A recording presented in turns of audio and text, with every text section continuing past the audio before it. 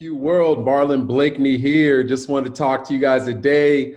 We got a special guest, Gian Berselli. He's in the house. What's up? What's up, man? It's good to be here. Thank you, everyone. Thank you. Thank you for the space. Thank you for everyone that's listening to put the time into this.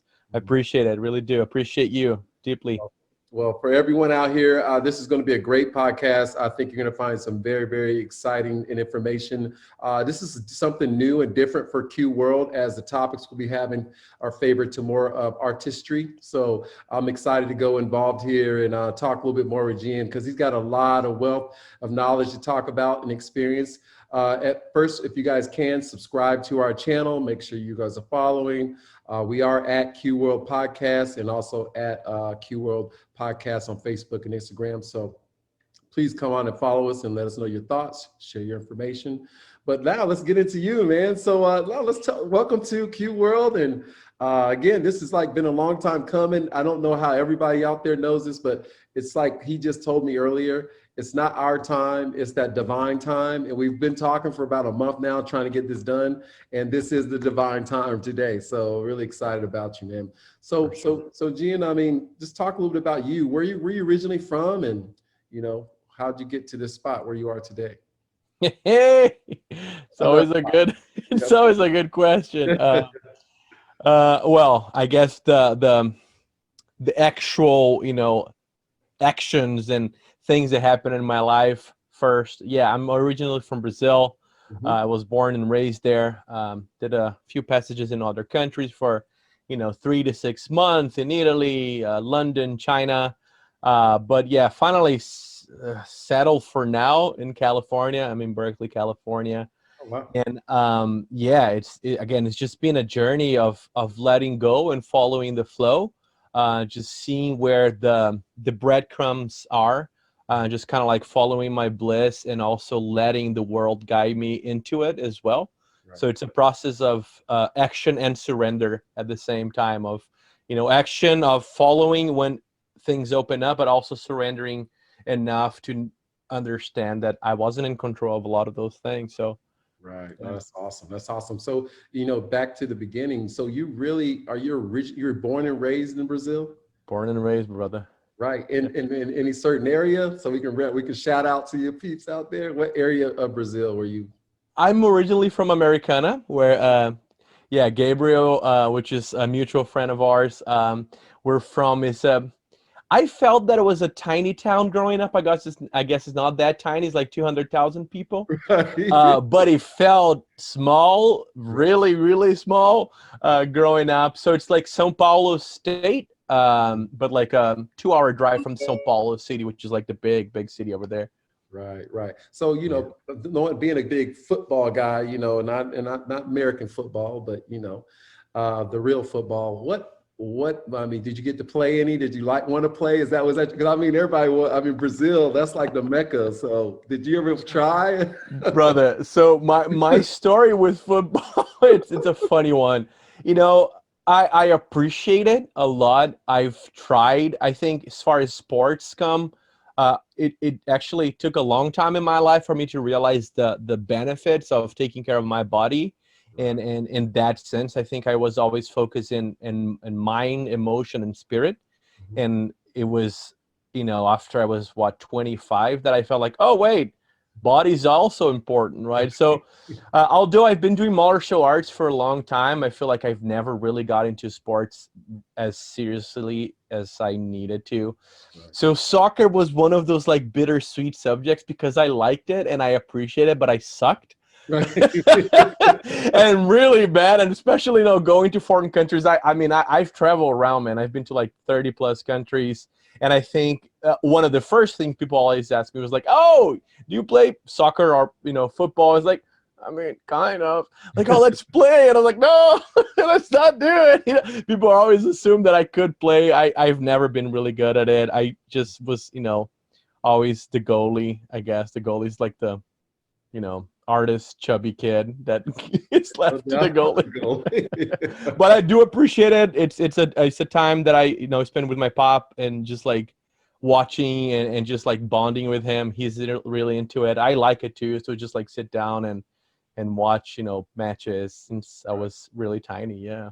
Oh, that's awesome. That's awesome. No, I just thought it was cool. I always was a big fan of Brazil. I mean, Pelé and, the history just goes on and on out there. So I was just a big Yeah.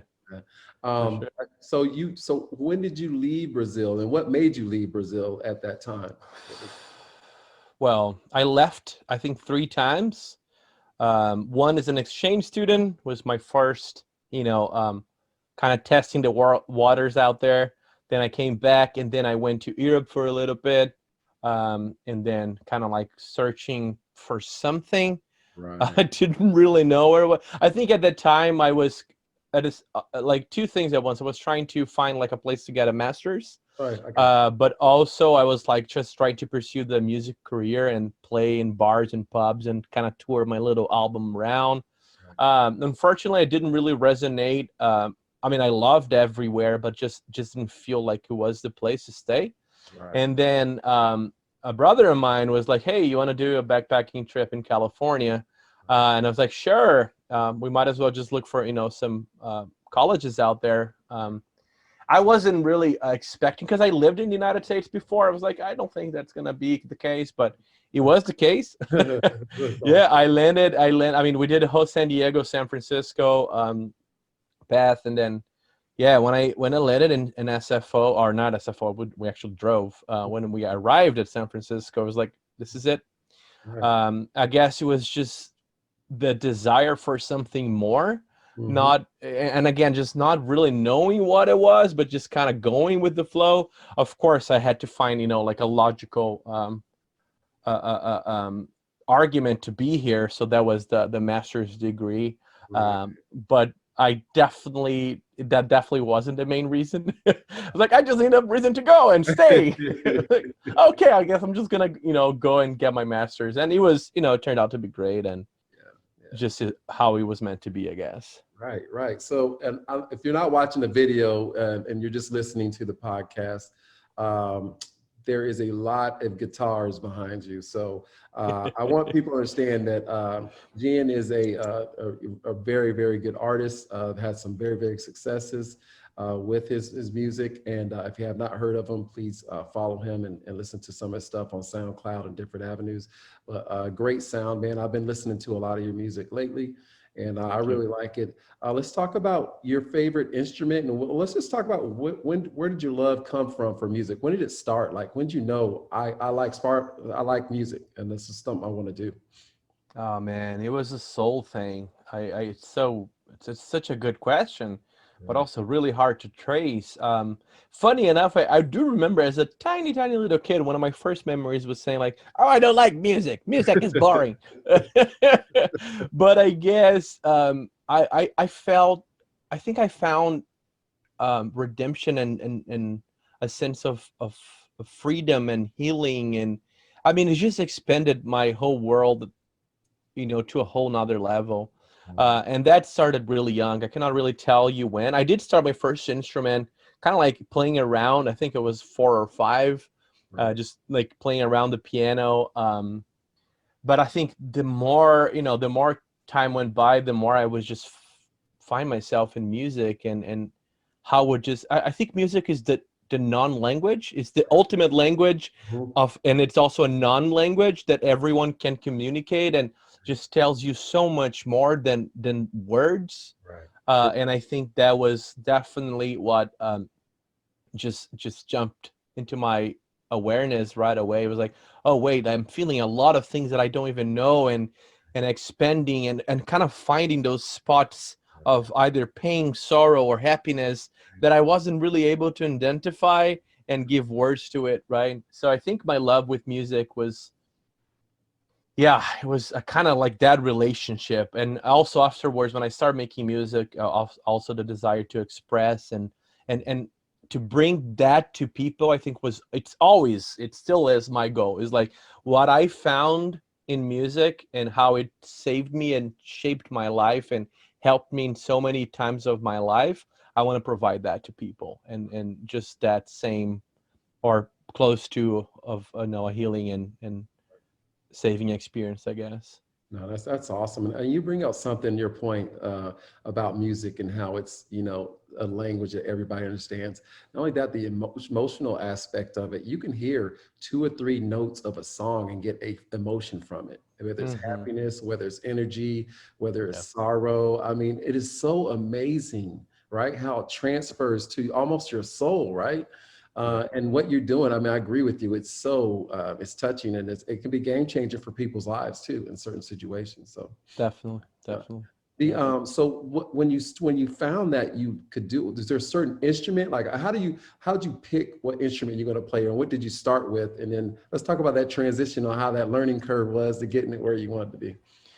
I guess, I mean, since I started really young, my experience is going to be different than someone who's a little older and want to start something right now.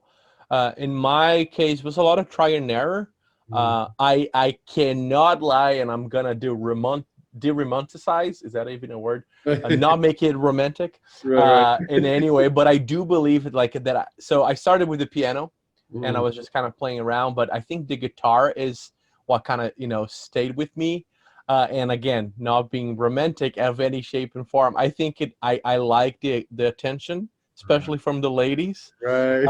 Uh, I'm not gonna lie, and again, but this is why it was such a healing and an empowering thing for me, because I had very low self-esteem. I mean, back to the whole soccer thing, tying up to that, I wasn't a sports person. I wasn't like one of the kids that had any of those attributes, and as a man, and it's kind of what especially as a young age, is the first thing that kind of like jumps out on your traits, right? Like, oh, you're good at sports, or you have this physical or whatever. And I wasn't, I mean, I guess I was bright in my own ways, but I wasn't doing good in school as well. I think I was a bit of a rebel. And Right. I think I found in music my voice, and I found a sense of, I think I could really express myself through music as well. So I think the guitar really encompass all of that, right? The expression, the entertainer. There was definitely that aspect of the entertainer. I wanted to entertain people. I wanted to make people laugh and dance and sing. So I feel like the guitar just kind of like stayed with me since I started when I was 8, and up until today, right? And especially during my teenager years, in Brazil, it's a lot about like just having a good time and being outside, and Right. drinking with your buddies, and just like a lot of people, like maybe at the beach. And I just always had the guitar, and I love playing and for people and creating those magical moments, so many magical moments, man. And I think after that, I started to really feel that sense of like, wait, this is powerful, right? People would come to me and like they were crying, like, man, that song really touched me. And that wasn't even my music. I wasn't even writing music back then. It was just like the connection, of performing. And Right. yeah. That's awesome, man. So you really mastered your craft, is basically what you're saying. You got people crying, coming up to you, get emotional. That's pretty awesome. Yeah, that's really awesome. What's funny? A lot of people I've heard, I've always wanted to play an instrument. Don't get me wrong. I was one of the guys that early found it. I could play. I was an athlete, so I jumped on that bandwagon and Yeah. worked that one pretty hard. But I've always had an artistic, sense. I do like to sing a lot. But the thing I've heard about instruments is everyone always said start with the pianos. Is that kind of the basis of all instruments? Is that how it works? Yeah. Yeah. Yeah. I say this with this, this kind of this tone, because it's good and bad. I think piano was it was made out of music theory. Uh, um, I am a I have to be really careful when I talk about music theory, because I'm one of those guys that, although I believe in it, I think it also really restricts you and your mind. Creative and creativity is something that I personally, my experience and the clients that I work with, and in my path, I find that creativity wants to be really free. Right. So I think theory kind of like is just like a tool that Right. can help you and can support you at times. Right. And that the way I make this, tone of voice is because the piano, and especially when you start with the piano, it kind of like just starts you. I feel like it points your face into a direction that I'm not really a fan of like music is this and these are the rules and this is what you need to do. And you know what I'm saying? And I'm not saying if you start the guitar is going to be any different, but yeah, the piano for the whole baggage that it has and classical and all of that tends to be a little more of that. Mm-hmm. So yeah, piano can be the main place to start, but I'm also like, I think what I say nowadays is just try it out, like go and find things. That music for me has to be first about the fun and the expression, not really the expression, but like the creativity about it. Mm-hmm. And then you go after the theory, right? But I wouldn't really advise people, at least, to start right off the bat. Maybe start, know a few chords, like one or two classes, know the basics, just sort of like, what am I doing, right? But then kind of like set yourself free, right? And just I just want to tie it back to what you said. You said like about, oh, I wasn't really like the artistry. I started to the sports. Man, there is so much art in sports.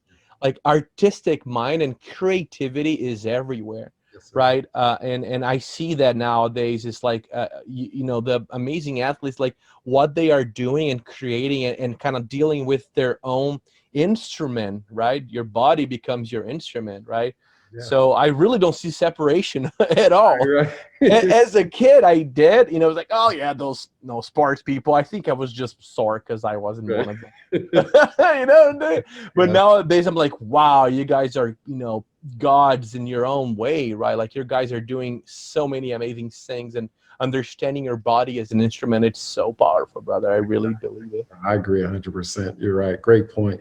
I think not to get off topic, but I've never been to South America, and that's somewhere it's on my bucket list to go. And I definitely would like to go with someone that knows the routes like you. But all I can tell you is I just heard how beautiful the women are out there. So I bet you had quite a bit of good time down there working around Brazil and living on the beach and all that good stuff. It was good times. Cannot lie. He looks in the air like fond days. Those were. That's I awesome. mean, Brazil and I think South America. It's just fun. It's just fun. I think. I don't want to bash on the northern countries because I chose to live here, but a lot of especially Germanic cultures, tend to like work, live to work. And I'm generalizing. Please, I know there's a lot of people that are not doing that, but I think in general, one of the it's just on a like a regular Uber conversation before Corona when we know we're getting Ubers and sharing rides with people because I guess that doesn't happen much nowadays. But I guess like one of the first few questions, like, oh, so what you do? Like, right? Like, I think your character is defined by your work. Right. And again, I chose to live here, and I'm really embracing my purpose, and I think there's a lot of good in that as well, and I'm embracing that. But I think in some of those countries, Latin countries, South America, it's just not really like that. It's just like, let's have fun and enjoy each other. And community is really big, Right. and we party a lot. So I guess it was, Yeah. it is tiring. I think I was even having this conversation with my wife. Like, we recently went to Mexico. Mm. It's like I actually got stuck in Brazil during Corona. I went there for 20 days to visit my family, Mhm. and then the whole thing kind of blew up, and I was there, and I couldn't come back, and my wife was here. I was like, oh. Anyway, the only way to get back was to go through Mexico, and so then my wife ended up meeting me there, and because I had to quarantine there for 2 weeks in order to go back to the country. And she was like, "Oh my God, this is so much fun!" And we stayed in this like tiny little hippie expat town, like parties all the time. It was like, yeah, babe, like I love this, and I'm really happy that you're experiencing this, and I want to bring you back to my homeland to experience that as well. But I tell you, it also gets old, right? I feel like we are creatures of purpose, Mhm. and if you're doing that all the time, for me especially, that I've been a very high achiever my entire life, and just for me it was just a little hard to like, okay, let's go party again. Like, Right. it got old. Like I remember just Does getting drunk and like playing. It was like, and then I was just looking the distance. I mean, I was a little drunk too, but it was like, it? man, I want more. Like I remember those times, right? So I think there's good in both. Like I really tell people because I lived in different places. People are like, oh, what's the best place to live? And it's really depend on what you're looking for. Exactly. I I think agree. I think every time, different phase in your life, you can be after something, and they're all beneficial to you. As long as you're making those decisions consciously, I think that's what it matters. Yeah, and then you're saying all the things. Me and you have similar vibes and understandings in life. We think very, very, very like very much alike. Here's what's funny. Like even in my life, what I found is what drove me, and the purpose I found that got me to where I want to be was how my love to give and to help others, right? Yeah. And I felt like that gave me the ground and the base to be where I am and to have the successes I've had and to meet the quality of people I'm meeting. Us meeting isn't a coincidence. It was written in time and stone. Yeah. It just the time when it was going to happen was just up there to divine, like you said. But and it's because of me doing what I've done and wanting to help and give and meeting great people who transfers that energy to you, and we're meeting. So I just believe in that life, and like you said, I believe the fact that you cannot go out and dictate and empower yourself and make things happen and be where you want to be. I think it does happen at its own time, and you got to allow that process to come through your patience and unselfishness. Yep. Definitely, man. Yeah, I mean, I think mastering music and just like mastering anything, and when I say master, please don't think I don't have anything to learn. I'm still have a long way to learn everything. I still consider myself a beginner in so many things, but I think like the path of mastery, right? Let's talk about that.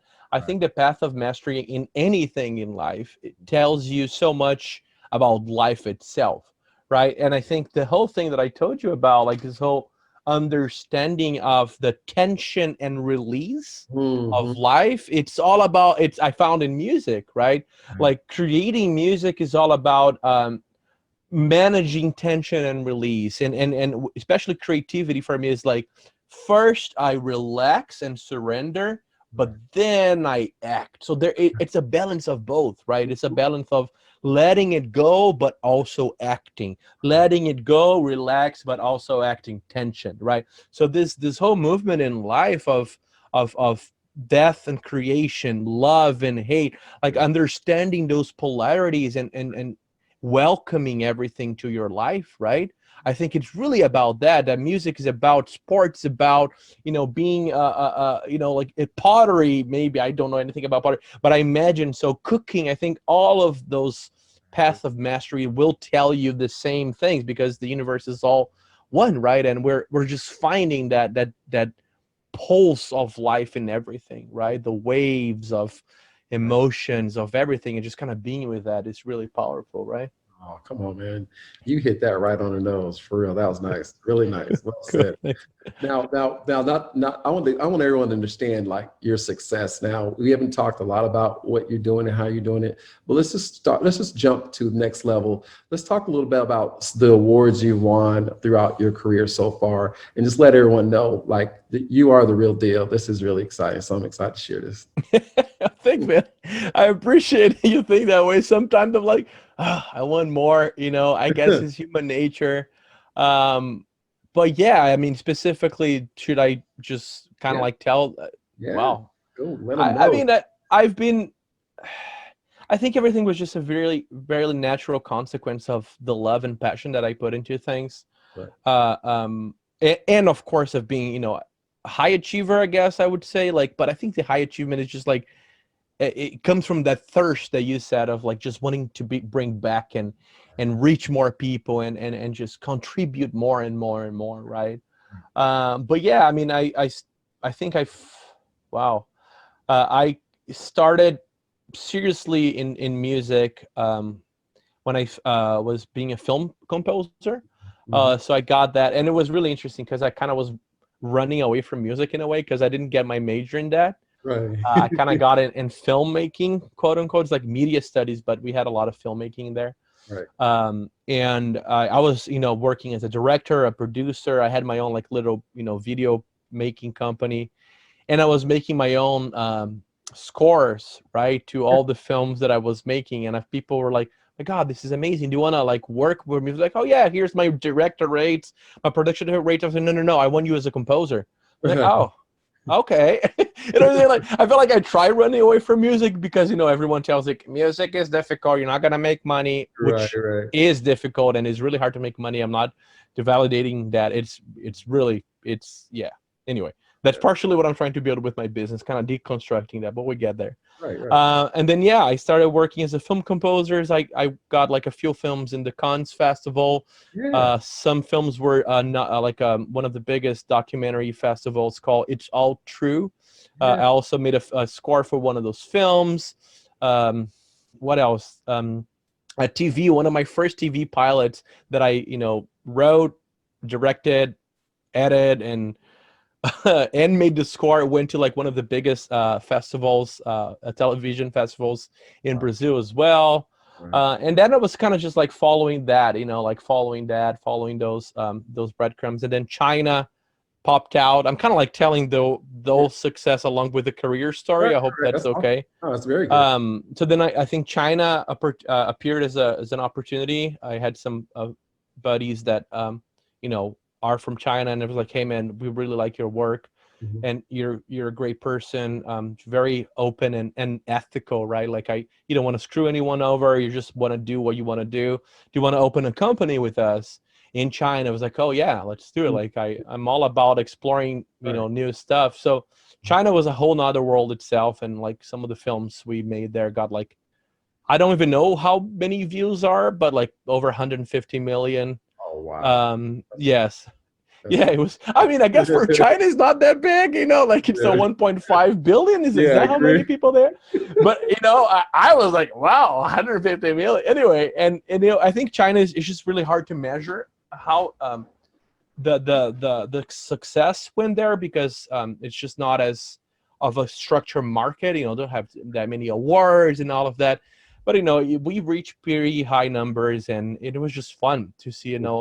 Some of the tracks that I made in some of the Chinese platforms. People are like, "Oh my God, I spent like a year trying to find that song like that I heard in this film, and I was finally found, and like it brought me to tears." And Right. I use the Google Translate right Right. on because it's all in That's what it Chinese. sounds Because I like. read Chinese, right?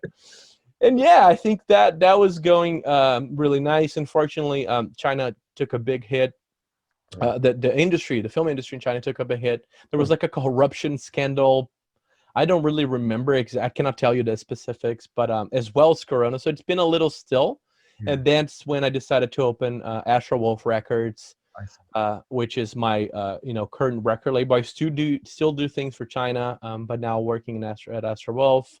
And yeah, Astro Wolf, like the very first guy that I took as a client here in the house, we got to like number 3 on the charts all over the world and on the New Age charts. Yeah. So it's just been really just humbling, man, to just like witness the things that you do take flight and people like so much, especially now that I'm in this kind of like healing, quote Right. unquote, like meditation, new age, mindfulness. Let's just call it mindfulness area. I think, yeah, the feedbacks are just, it just brings me to tears sometimes. People are like, "I was feeling so bad, and then I went to a meditation in your song," and they tell me this like incredible journey that they felt. Like I saw myself as a kid, and then this tension resolved, and I burst into tears, and now I see butterflies in my meditation. It was like, wow, wow, like really all of that listening to like something that I did here on my PJs. You know what I'm saying? Like, Right. drink,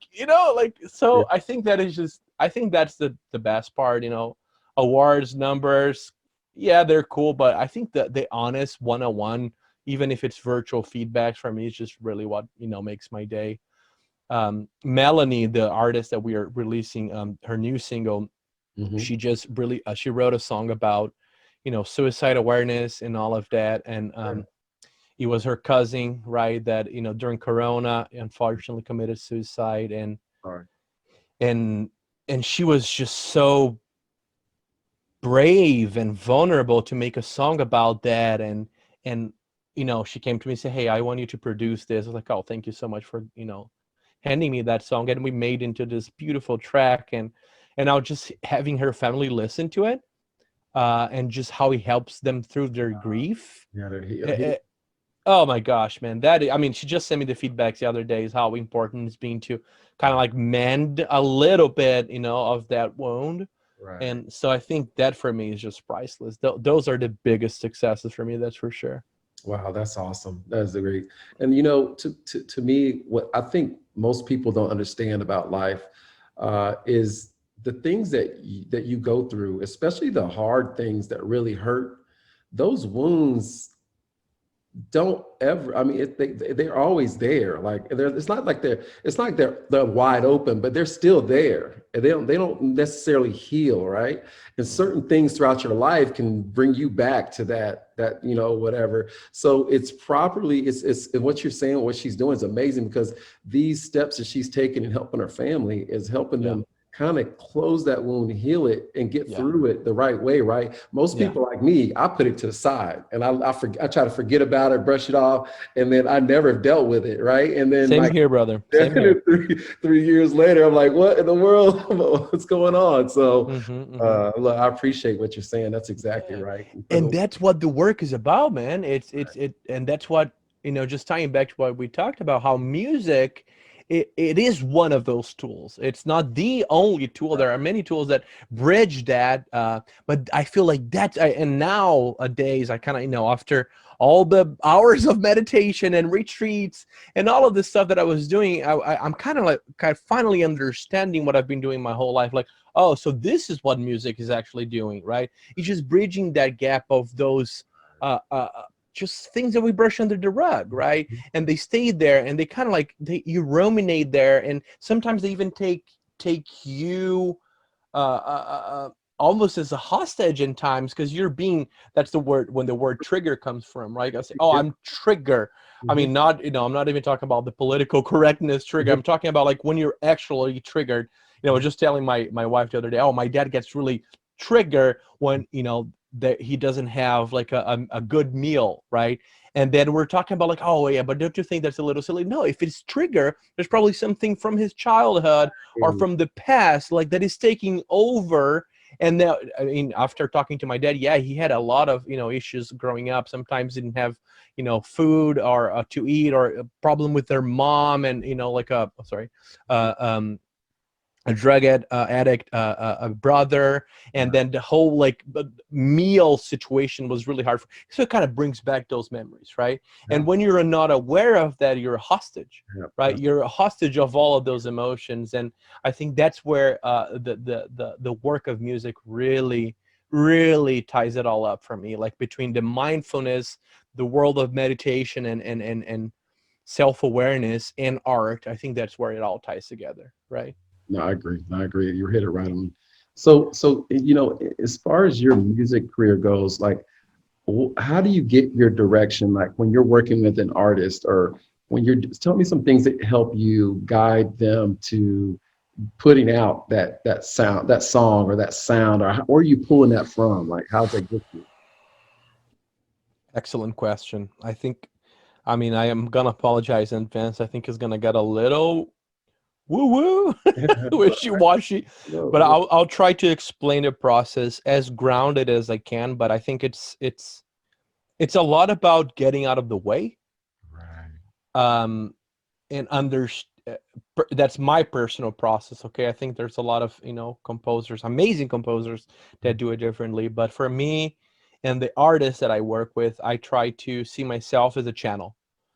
And understand that I'm trying to getting out. I try my best to first get out of the way to receive and let it flow. So music for me, when I'm doing my own music or with artists, Kenneth Hooper, for example, which is the album that reached the charts, was like, brother, let's sit down here, have a good time, and improvise. So for me, it really comes out of improvisation, right? So which for me, improvisation means surrender, and kind of like getting yourself a little out of the way. So, the message, if you want to say, the energies, whatever you want to call, comes through. And then that's the relaxing process that I talked to you about, right? The relax, surrender, right? Mhm. And then brain and mental jumps in. I was like, oh, this was a good take, or oh, this is a little theme. Oh, I heard a nice little motif here. I'm sorry for the musical lingo, but it's like motif is kind of like a thematic idea, kind of. Right, right, yeah. Um, oh, cool, let's work on that, and then let's develop that, right? So I first personally relax, and I encourage all the artists that I'm working with, let's just relax and improvise and see where we go, and then we kind of like try to catch Right, those ethereal moments. Of course, I record everything. We kind right. of listen Sure, back to it. sure. Yeah, or I mean, sometimes we know on the spot that was it. That was it. Let's just work on this. Oh wait, I got something here. Oh, oh, that's a cool groove. Let's do it. Yeah, Right. yeah. So but it's, I think the process for me, is again that relaxation, surrender and action, right? And as far as the direction goes, that is the hardest thing. I mean, I'm gonna do the wishy-washy response, and then the more grounded response, businessman, market man. So the wishy-washy response, I kind of, I feel like the music kind of wants to go somewhere. Mm-hmm. Of course, there's a whole there's a lot of physics, for example, involved in this, right? If you're playing like like a timbre, like a tone quality on the piano that's like really right, like the music naturally wants to go to places that's a little more slow or more introspective, right? So it's kind of like following that a little bit. Mm-hmm. And then of course the more grounded and businessman responses, I really have to see the artist, or each artist, as a business, tiny little company. Right. They have their own brand, they have their own identity. So like there's a lot of talking with them as well, like like what is this about for you? Like, are we still exploring? Sometimes you're still exploring, but no, with Kenneth, for example, like no, we know where we want to go. He's a guy who's been playing forever. Let's do this, right? So you kind of like helps him shape himself first, Mhm. and then helps him, that's why I call the process music midwifing. Mhm. After we kind of like give him like that direction, kind of, okay, let's relax and just receive this now. Mhm. Always have playing with those two energies, right? A more direction focused, like let's achieve this for you, this type of personality, this type of music, but also seeing where the music wants to go, and kind of just playing those. Was it Mm. clear? No, that's very clear. Okay, good. And honestly, you made it clear, but then you put the deep richness in it.